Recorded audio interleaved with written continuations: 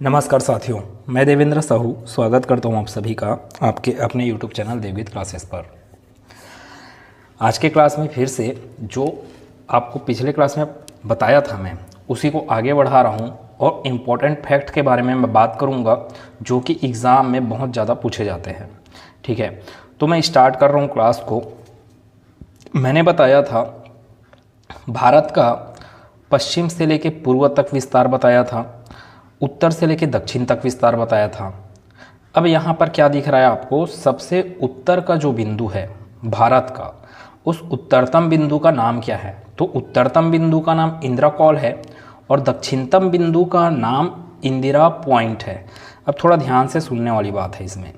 Indira point को दक्षिणतम बिंदु तब मानना है जब वो निकोबार के संदर्भ में बोले, मतलब कि अंडमान निकोबार में है ना ये पॉइंट, इंदिरा पॉइंट। भारत के मुख्य भूमि का दक्षिणतम बिंदु कौन सा है? तो केप कैमोरिन है।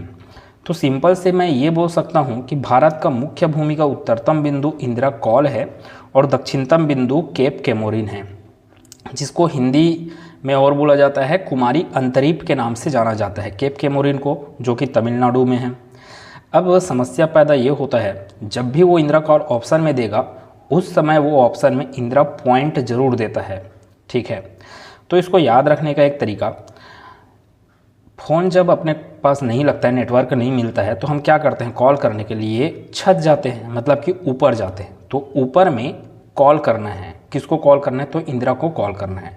तो इंदिरा कॉल ऊपर में है, ठीक है, जबकि इंदिरा पॉइंट एकदम नीचे में है। केप कैमोरिन के भी नीचे में है ना, ये मैंने इसीलिए यहाँ पे लिखा केप कैमोरिन या इंदिरा पॉइंट। अगर ऑप्शन में केप कैमोरिन बस दिया, इंदिरा पॉइंट नहीं दिया, दक्षिणतम बिंदु को सिर्फ केप कैमोरिन दिया, तो आंसर केप कैमोरिन। लेकिन अगर वो दोनों को ऑप्शन में दे रहा है, इसका मतलब वो चाह रहा है कि आप दक्षिणतम पॉइंट किसको माने, निकोबार के इंदिरा पॉइंट को माने, ये बोल रहा है। पूर्वी पॉइंट, सबसे पूर्वी पॉइंट कौन सा है? किबितू, जो कि 97 डिग्री 25 मिनट पर है ना। इसी को तो कल बताए थे कि 97 डिग्री 25 मिनट बताया था, इसको 68 डिग्री 7 मिनट बताया था। ये 37 डिग्री 6 मिनट से लेके आपके पास 8 डिग्री 6 मिनट से लेके आपके पास 37 डिग्री 6 मिनट तक है करके। इंदिरा कॉल, केप कैमोरिन, पश्चिमी बिंदु है सरक्रिक या ग्वार मोती या ग्वार मोता करके आता है, ठीक है, सरक्रिक, जो कि कक्ष के रन में है। पश्चिमतम बिंदु क्या हुआ? सरक्रिक। और पूर्वी बिंदु कौन सा हुआ? किबितू। अब फिर इंपॉर्टेंट बातें कुछ कि भारत का जो समय चलता है ना, हर एक देशों में जब समय चलता है तो एक पर्टिकुलर एक जोन होता है, ठीक है। भारत का जो 82.5 डिग्री पूर्वी देशांतर रेखा होके गुजरता है, भारत से 82.5 डिग्री पूर्वी देशांतर रेखा जो गुजरता है उसी को हम लोग क्या मानते हैं? भारत का IST, मतलब कि इंडियन स्टैंडर्ड टाइम। तो अगर आपको पूछेगा कि भारत का इंडियन स्टैंडर्ड टाइम कौन सा है, तो 82.5 डिग्री अर्थात 82 डिग्री 30 मिनट पूर्वी देशांतर ना, पूर्वी देशांतर है। तो पूर्वी देशांतर आपके पास कितना? 82.5 डिग्री, जो कि कहाँ से होके गुजरता है? तो उत्तर प्रदेश के इलाहाबाद के पास नैनी नामक जगह है, वहाँ से गुजरता है। अब आपको ये पूछता है कि ये जो 82.5 डिग्री पूर्वी देशांतर रेखा है, 82.5 पूर्वी देशांतर रेखा अर्थात इंडियन स्टैंडर्ड टाइम भारत के किन किन राज्यों से होके गुजरता है करके पूछता है। तो कौन कौन से राज्य? ये रेड वाली लाइन जो दिख रहा है वही क्या है आपके पास? IST है। कौन से राज्य से होके गुजरता है? सबसे पहले आपके पास यूपी, उत्तर प्रदेश, थोड़ा सा मध्य प्रदेश, फिर छत्तीसगढ़, फिर उड़ीसा और ये आंध्र प्रदेश। तो टोटल 5 राज्यों से IST गुजरता है। वैसे ही अगर मैं कर्क रेखा की बात करूं, 23.5 डिग्री कर्क रेखा ना, 23.5 डिग्री, ये आपके पास क्या है? भूमध्य रेखा। और ये आपके पास 23.5 डिग्री कर्क रेखा है, जिस पर अपना भारत क्या है, मतलब यही कर्क रेखा अपने भारत से होके गुजरता है। तो भारत से होके गुजरता है तो कौन से राज्यों से होके गुजरता है? कौन से राज्यों से होके गुजरता है? तो अगर आप सीक्वेंस से याद रखना चाहते हैं तो ऐसे याद रख सकते हैं, गुजरात, राजस्थान से होके गुजर रहा है थोड़ा सा, फिर मध्य प्रदेश से होके गुजर रहा है, छत्तीसगढ़ से होके गुजर रहा है, फिर झारखंड से होके गुजर रहा है, पश्चिम बंगाल और ये त्रिपुरा और ये मिजोरम। तो 8 राज्यों से होके गुजरता है। अब इसको अगर आपको याद रखना है तो ट्रिक के माध्यम से कैसे याद रख सकते हैं। मित्र पर गमछा झार, कर्क रेखा जो भारत से होकर गुजरता है वो कौन सा है, 23.5 डिग्री, 23 सही 1/2 डिग्री उत्तरी अक्षांश रेखा को ही क्या बोला जाता है, कर्क रेखा।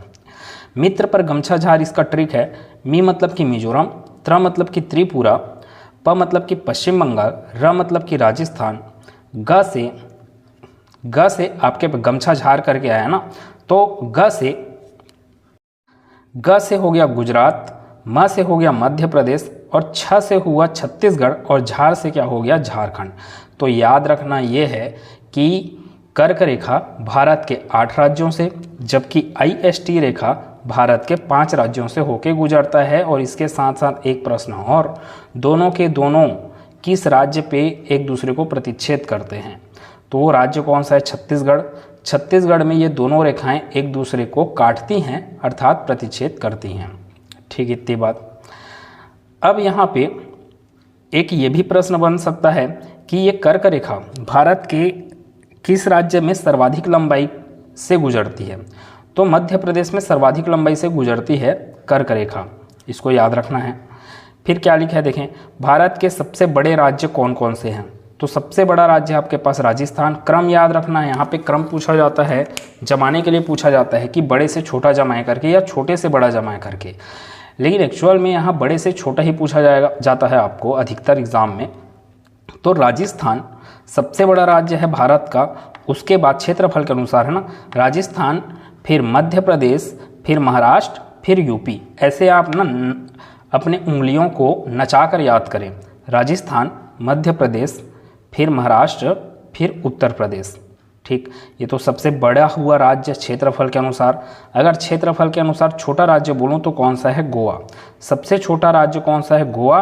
और अगर पूरा का पूरा भारत में भारत के जो राज्य हैं और भारत के केंद्र शासित प्रदेश हैं उन सबको मिलाकर अगर मैं बात कर रहा हूँ तो सबसे छोटा राज्य कौन सा है, फिर गोवा है, सॉरी लक्षद्वीप है। ठीक है, सबसे छोटा केंद्र शासित प्रदेश। हाँ, अब इसको कैसे देगा, वो दोनों को ऑप्शन में दे दिया, गोवा और लक्षद्वीप। मतलब कि आपको वो बोल रहा है कि आप केंद्र शासित प्रदेश के बारे में भी बात करें और राज्यों के बारे में भी बात करें करके, तो आंसर आपके पास लक्षद्वीप है, उस समय गोवा नहीं है। लेकिन सिर्फ आपको राज्यों का वाला ऑप्शन दिया, जैसे कि गोवा हो गया, महाराष्ट्र हो गया, राजस्थान हो गया, आपके पास सिक्किम हो गया, ऐसे ऑप्शन दे रहे हैं, मतलब कि वो गोवा लगाना है वहाँ पे। और दूसरा चीज़, प्रश्न में कैसे दे दिया रहता है कि राज्य लिख देगा और ऑब्लिक करके केंद्र शासित प्रदेश लिख देगा। इसका मतलब ये हुआ राज्यों और केंद्र शासित प्रदेश दोनों के दृष्टिकोण से सबसे छोटा राज्य कौन सा है, तो लक्षद्वीप है। ठीक है, अगर बात किया जाए जनसंख्या के हिसाब से तो सबसे ज़्यादा जनसंख्या कौन से स्टेट में है, तो उत्तर प्रदेश में सबसे ज़्यादा जनसंख्या 2011 की जनसंख्या के अनुसार, क्योंकि अभी नए जनसंख्या का तो डाटा आया नहीं है, तो 2011 की जनसंख्या के अनुसार उत्तर प्रदेश जनसंख्या के दृष्टिकोण से सबसे बड़ा राज्य है। ठीक है, सबसे छोटा राज्य कौन है, सिक्किम है जनसंख्या की दृष्टि से। तो मोस्ट इंपॉर्टेंट क्वेश्चन बार बार एग्जाम में आता है, और जब भी वो सिक्किम देगा तो ऑप्शन गोवा देगा ही देगा। और जब भी आपके पास छोटा क्षेत्रफल के लिए गोवा ऑप्शन में दिया तो उस समय सिक्किम को भी ऑप्शन में वो देता है। इस बात का विशेष ध्यान रखेंगे, दोनों का क्षेत्रफल आपको लगभग समान दिखेगा, गोवा और सिक्किम का। क्षेत्रफल में सबसे छोटा गोवा है, जबकि जनसंख्या में सबसे छोटा राज्य कौन सा है, आपके पास सिक्किम है। ठीक, भू अवस्थित राज्यों की बात करता हूं मैं, तो भू अवस्थित राज्य कहते किसको हैं पहले, जैसे कि ये मध्य प्रदेश के बारे में बात करूं अगर मैं ना, मध्य प्रदेश के बारे में, तो मध्य प्रदेश अगर सीमा बना रहा है तो किसी समुद्र से सीमा नहीं बना रहा है और किसी अन्य देशों से भी सीमा नहीं बना रहा है। तो ऐसे राज्य जो चारों तरफ से अन्य राज्यों से घिरा हो, ऐसे राज्य जिसकी सीमा चारों तरफ से अन्य राज्यों की सीमाओं से घिरा हो, उसको क्या कहते हैं, भू अवस्थित राज्य कहते हैं। ठीक है, या ये बोला जा सकता है ऐसे राज्य जिसकी सीमा न तो समुद्री सीमा से लगती हो और ना ही किसी अन्य देश के स्थलीय सीमा से लगती हो। ठीक है, ऐसे राज्य क्या कहलाते हैं, भू अवस्थित प्रदेश कहलाते हैं। तो ऊपर से नीचे याद रखें इसको, ये हरियाणा दिख रहा है जो कि किसी भी देश की सीमा से नहीं लगेगा और समुद्र की सीमा से नहीं लगेगा। तो हरियाणा, मध्य प्रदेश, छत्तीसगढ़, ये तेलंगाना और ये झारखंड ना, तीन यहाँ पर है, मध्य प्रदेश, छत्तीसगढ़, झारखंड, मध्य प्रदेश, छत्तीसगढ़, झारखंड और ये तेलंगाना। ठीक है, तो चार आपके पास द्वीपीय भारत के अंतर्गत हैं, इसको याद रखना है। और ऊपर का क्या है, हरियाणा। ठीक है, वही लिखा हूँ, हरियाणा, मध्य प्रदेश, झारखंड, छत्तीसगढ़ और ये तेलंगाना। सबसे बड़ा केंद्र शासित प्रदेश पहले हुआ करता था अंडमान निकोबार द्वीप समूह, लेकिन अब जम्मू कश्मीर जो राज्य था उसको दो भागों में बांट दिया गया और केंद्र शासित प्रदेश बनाया गया। तो जम्मू कश्मीर केंद्र शासित प्रदेश और लद्दाख केंद्र शासित प्रदेश। तो लद्दाख केंद्र शासित प्रदेश वर्तमान में पूरे 8 केंद्र शासित प्रदेशों में सबसे बड़ा है, जबकि सबसे छोटा केंद्र शासित प्रदेश कौन सा है, लक्षद्वीप है। ठीक, बात किया जाए तो पश्चिम से लेके पूर्व तक टाइम जोन ना, अगर यहाँ पे सुबह सूर्य 4 बजे उगेगा, ठीक है, उदय होगा, तो यहाँ पर शाम को 6 बजे उदय होगा। बात ये समझ में आया कि भारत के पूर्वी और पश्चिमी बिंदु के बीच में समय का अंतराल कितना है, तो 2 घंटा है। कई बार एग्जाम में आया, मोस्ट इम्पॉर्टेंट थिंग है ये कि इसको दिमाग में रखना है। सेम ऐसे ही होता है कि भारत का जो टाइम जोन है अर्थात 82.5 डिग्री, वो लंदन के टाइम जोन से, लंदन 0 डिग्री देशांतर पर स्थित है, लंदन 0 डिग्री देशांतर पर स्थित है और 0 डिग्री देशांतर से 82.5 डिग्री देशांतर कितना घंटा आगे है पूछा जाता है। अर्थात भारत का समय लंदन के समय से कितना आगे है, कितना आगे है, तो वो 5.5 घंटा आगे है। ठीक है, इसके बारे में भी बात करेंगे एक वीडियो में, आगे देखेंगे। समय अंतराल 2 घंटा है। सबसे ऊंचा रण क्षेत्र या युद्ध स्थल किसको माना जाता है, सियाचिन ग्लेशियर, जो कि आपको लद्दाख में मिलने वाला है। सबसे ऊंचा रण क्षेत्र पूछेगा या युद्ध स्थल पूछेगा, वो कौन सा है आपके पास, सियाचिन ग्लेशियर। ठीक है, और पूर्वी भारत की अगर 7 बहनों के बारे में बात किया जाए तो उस 7 बहनों में याद रखना ऑप्शन हमेशा वो देता है सिक्किम।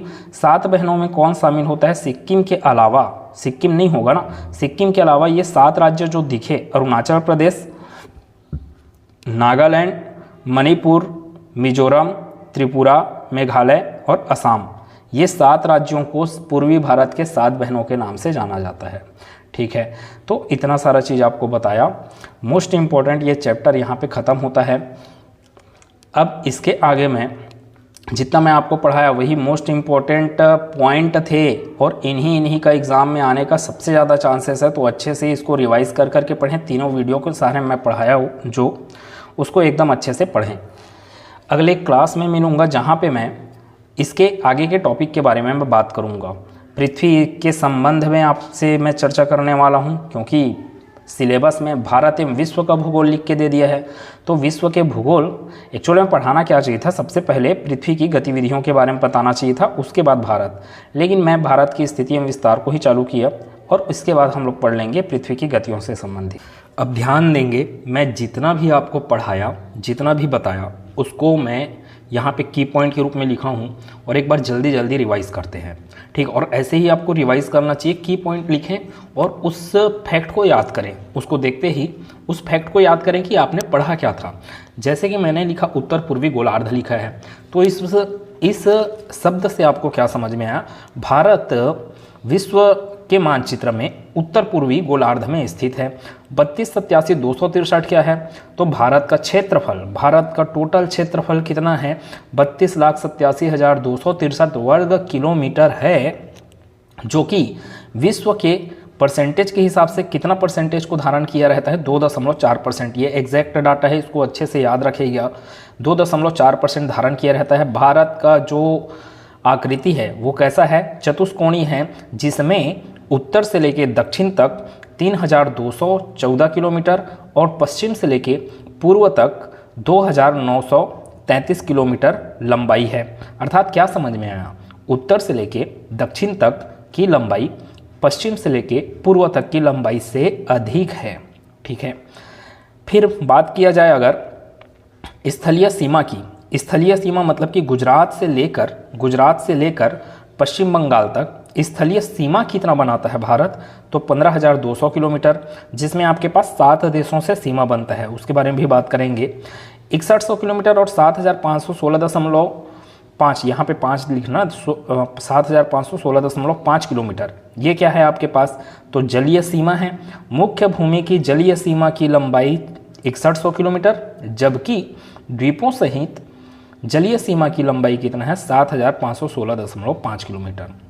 ये 8, 4, 37, 6, 68, 7, 97, 25 क्या है, तो ये भारत की स्थिति है विश्व के मानचित्र में, ग्लोब में भारत की स्थिति क्या है, तो 8 डिग्री 4 मिनट उत्तरी अक्षांश से, है ना, 8 डिग्री 4 मिनट उत्तरी अक्षांश से 37 डिग्री 6 मिनट उत्तरी अक्षांश तक ये भारत की स्थिति है, तथा 68 डिग्री 7 मिनट पूर्वी देशांतर, ना पूर्वी देशांतर, ध्यान रखिएगा, पश्चिमी देशांतर बिल्कुल मत लगा देना, क्योंकि ग्लोब के हिसाब से देखा जाए तो ये पॉइंट भी क्या कहलाएगा, आपका पूर्वी देशांतर ही कहलाएगा। तो 68 डिग्री 7 मिनट से लेकर 97 डिग्री 25 मिनट पूर्वी देशांतर। एक बात ध्यान रखने का कि जो मैं 8 डिग्री 4 मिनट लिखा हूँ यहाँ पे, उसको आप मान सकते हैं 6 डिग्री 4 मिनट कब की स्थिति में, जब आपका दक्षिणतम पॉइंट किसको बोल रहा है, इंदिरा पॉइंट को बोल रहा है, इंदिरा पॉइंट को, ठीक है। उत्तरतम पॉइंट क्या है, इंदिरा कॉल, दक्षिणतम पॉइंट क्या है, इंदिरा पॉइंट, लेकिन मुख्य भूमि का अगर दक्षिणतम पॉइंट बोलेगा तो वो केप केमोरिन या कुमारी अंतरीप के नाम से जाना जाता है उसी को। किबितु क्या है, पूर्वी बिंदु है, जो कि अरुणाचल प्रदेश में पड़ता है। ग्वार मोटा या ग्वार मोती या सरक्रिक, ना सरक्रिक आपके पास कच्छ के रन के पास का पॉइंट है गुजरात में, ठीक। फिर इसके बाद 82.5 डिग्री पूर्वी देशांतर नैनी यूपी से लेके एपी लिखा हूँ, मतलब कि जो IST रेखा है, भारतीय मानक समय रेखा है, वो कौन सा भारतीय मानक समय रेखा है, अपने भारत से जो गुजरने वाला मानक समय रेखा है वो कौन सा है, 82 डिग्री 30 मिनट पूर्वी देशांतर, या ये बोला जा सकता है 82.5 डिग्री। भाई 30 मिनट ना, तो 1 मिनट का ना, 1 घंटे का आधा घंटा, तो 82.5 डिग्री पूर्वी देशांतर रेखा ही भारत का मानक समय रेखा है, जो कि उत्तर प्रदेश के नैनी से होकर गुजरता है। यह रेखा कितने राज्यों से होकर गुजरता है, तो उत्तर प्रदेश, मध्य प्रदेश, छत्तीसगढ़, ओडिशा और आंध्र प्रदेश, टोटल 5 राज्यों से होकर गुजरता है। अब ये तो हो गया IST की बात।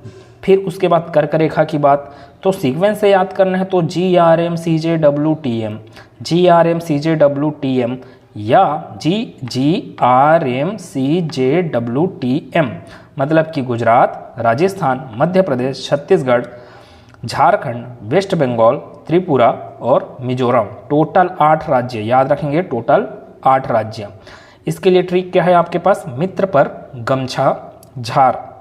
छत्तीसगढ़ में दोनों के दोनों रेखाएं क्या करती हैं, प्रतिच्छेद करती हैं, अर्थात 23.5 डिग्री कर्क रेखा, या ये बोला जा सकता है 23.5 डिग्री उत्तरी अक्षांश रेखा, तथा 82.5 डिग्री इंडियन स्टैंडर्ड टाइम।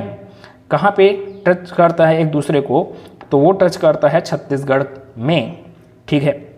स्थलीय सीमा वाले देश कहाँ कौन कौन से हैं, तो गुजरात से चालू होता है और पश्चिम बंगाल तक होता है। तो गुजरात, राजस्थान, पंजाब, जम्मू कश्मीर और लद्दाख, 2 केंद्र शासित प्रदेश, 3 राज्यों से सीमा बनाता है कौन, पाकिस्तान।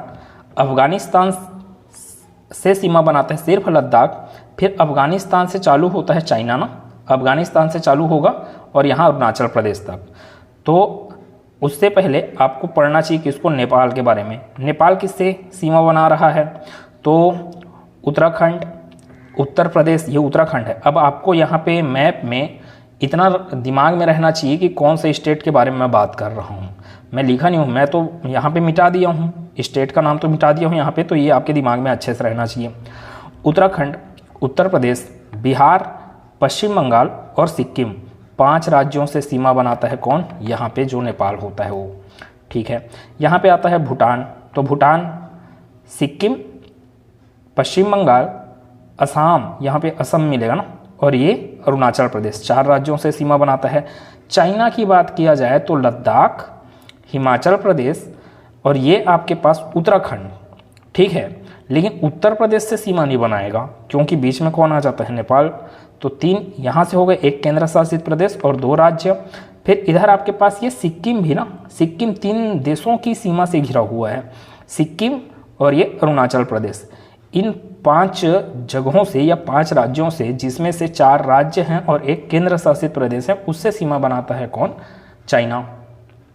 फिर इधर म्यांमार की बात किया जाए तो अरुणाचल प्रदेश से लेके अरुणाचल प्रदेश, नागालैंड, मणिपुर, फिर ये मिजोरम, ये 4 राज्यों से म्यांमार सीमा बनाता है।